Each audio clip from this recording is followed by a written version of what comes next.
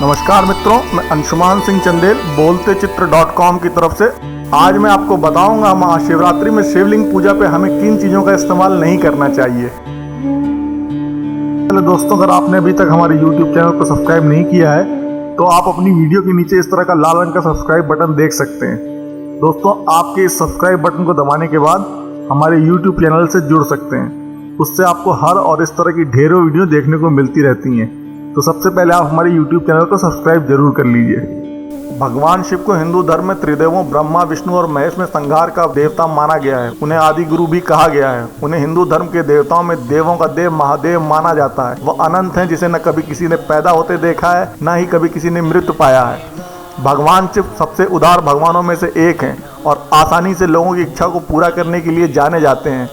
भगवान शिव की उनके शिवलिंग के रूप में पूजा की जाती है। पूजा के कई अलग अलग तरीके हैं, लेकिन कई शिव भक्त भक्ति में इतना डूब जाते हैं कि कई गलतियां कर बैठते हैं जो भगवान शिव की शिवलिंग पूजा के लिए प्रतिबंधित हैं।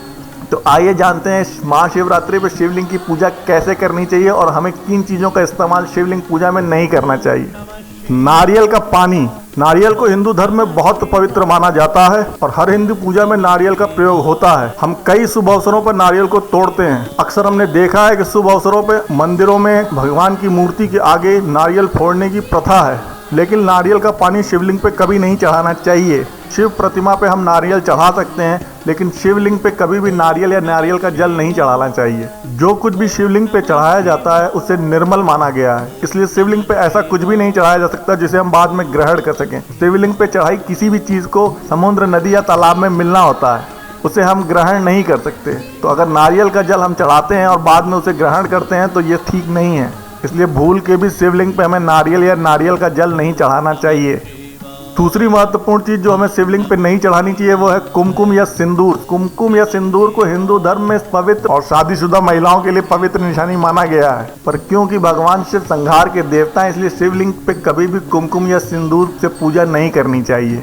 तीसरी महत्वपूर्ण चीज जिसका हमें महाशिवरात्रि पूजा में शिवलिंग पे इस्तेमाल करते हुए ध्यान रखना चाहिए वो है हल्दी। हल्दी हिंदू धर्म में हर पूजा में तिलक लगाने के काम में आती है। शिवलिंग के दो भाग होते हैं, का एक भाग भगवान शिव से जुड़ा हुआ है और उसका दूसरा भाग जो जालंधरी है वो देवी पार्वती से जुड़ा हुआ है। हल्दी को एक सौंदर्य प्रसाधन के रूप में माना गया है, इसलिए उसका इस्तेमाल हम सिर्फ जालंधरी में जो कि देवी पार्वती का भाग है उस पे ही कर सकते हैं। इसलिए शिवलिंग पे कभी भी हल्दी का तिलक नहीं लगाना चाहिए। चौथी महत्वपूर्ण चीज जिसका हमें महाशिवरात्रि की पूजा में शिवलिंग पे इस्तेमाल नहीं करना चाहिए वो है तुलसी। हिंदू धर्म शास्त्रों के अनुसार दम्भ नाम का एक असुर था जिसकी कोई भी संतान नहीं थी। उसने भगवान विष्णु की पूजा की और उनसे एक शक्तिशाली पुत्र की कामना की और जिसके फलस्वरूप जालंधर या शंखचूड़ नाम का उसका पुत्र पैदा हुआ। जालंधर तीनों लोगों को जीतना चाहता था, इसके लिए उसने ब्रह्मा जी की कड़ी तपस्या की। ब्रह्मा जी ने उसके तरफ से प्रसन्न होकर उसे वरदान मांगने के लिए कहा। वरदान में उसने ब्रह्मा जी से मांगा कि वो किसी भी देवताओं द्वारा हराया ना जा सके। ब्रह्मा जी ने उससे कहा कि वो ये वरदान देने में तो सक्षम नहीं है,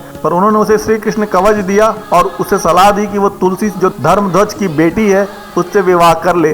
ब्रह्मा ने उससे कहा अगर उसकी पत्नी पतिव्रता रही और शुद्ध रही तो उसे कभी भी किसी देवताओं द्वारा हराया नहीं जा सकेगा। ब्रह्मा से यह वरदान पाके शंखचूड़ ने तीनों लोकों में त्राही त्राही मचा दी। तब भगवान शिव की सलाह पे भगवान विष्णु ने उसकी पत्नी के पतिव्रता धर्म को तोड़ने के लिए उनका भेष बदला, जिससे शंखचूड़ की मृत्यु हुई।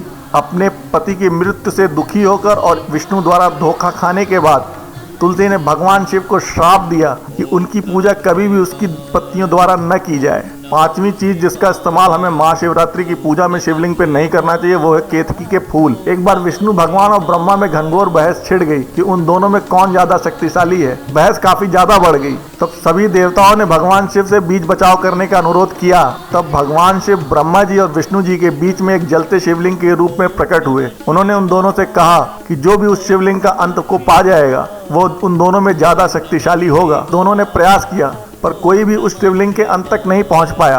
अंत में भगवान विष्णु को भगवान शिव की ये लीला समझ में आ गई और वो उनके पास गए और उन्हें पूर्ण ब्रह्म के रूप में साष्टांग दंडवत किया। पर ब्रह्मा जी इतनी आसानी से हार नहीं मानने वाले थे। वो लगातार शिवलिंग के अंत को पाने के लिए ऊपर की ओर बढ़ते रहे। रास्ते में उन्हें केतकी का फूल नीचे की तरफ गिरता हुआ दिखाई दिया। केतकी के फूल ने उन्हें बताया कि वो शिवलिंग पे चढ़ाया गया था। ब्रह्मा जी ने इस केतकी के फूल से अनुरोध किया कि वो इस बात की गवाह बने कि उन्होंने शिवलिंग के अंत को पा लिया है। जब ब्रह्मा जी ने लौट के बात सबको बताई तो देवों के देव महादेव भगवान शिव, जो कि सब जानते हैं, उनके इस झूठ और दंभ से क्रोधित हो गए। तब भगवान शिव ने ब्रह्मा जी को श्राप दिया कि तीनों लोकों में उन्हें किसी द्वारा नहीं पूजा जाएगा, और केतकी के फूल को उसकी झूठी गवाही पे यह श्राप मिला कि उसे कभी भी शिव पूजा में शिवलिंग पे नहीं चढ़ाया जाएगा। धन्यवाद मित्रों, ये 5 चीजें थी जिनका हमें महाशिवरात्रि की पूजा में शिवलिंग पूजा करते समय ध्यान रखना है।